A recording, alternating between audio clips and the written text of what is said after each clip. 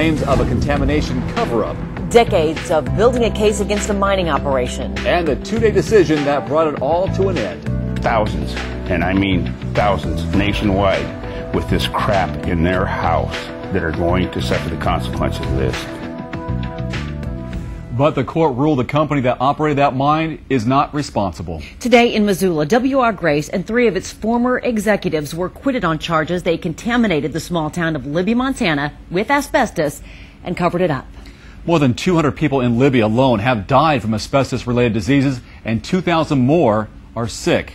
KXLY4's Erik Loney talked to one of those people. The trial in this case lasted just over 11 weeks, but it took less than 2 days for the jury to come back today with the not guilty verdict, and it is a verdict that the victims cannot believe. I can't do like I used to. I used to be a real active guy. Steve Moll's lungs are slowly closing in on him. He has asbestosis, a lung disease he says he caught while working at the W.R. Grace vermiculite mine in Libby, Montana. My mother had it, my dad had it, my oldest brother John's got it, my brother Bill's got it, and I've got it. Moll's parents died from complications of the disease, and so have more than 200 other people from Libby. 2,000 more are sick. Their lungs are filled with needle-like asbestos fibers they inhaled in the dust from the mine. I sat there and listened to him tell us you have nothing to fear. You can eat it on your cereal. This is, you don't have to worry about a thing. 4 years ago, federal prosecutors charged the company and 8 executives with knowing the dangers of the mine and trying to cover them up.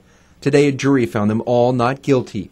Their attorney said the company followed the laws of the time. The evidence showed that what was going on internally in the company was anything but conspiratorial. It was responsible. Moles and other victims say Grace got away with murder. And my opinion is that there's no difference between W.R. Grace that attacked Libya and the Taliban that attacked the World Trade Center. But Spokane attorney Darrell Scott said this is a good verdict for Grace's victims. Any criminal penalties would have depleted the very funds that would have compensated victims. He represents thousands of Grace's alleged victims. This verdict does not say that Grace did not engage in wrongful conduct. It says it did not engage in criminal misconduct. Grace will pay a price. Mole says he now hopes civil lawsuits will punish Grace for what happened to his hometown. See, I'd like to see W.R. Grace completely put out of business. And a big sign put on their office says, this is what happens when you do these things.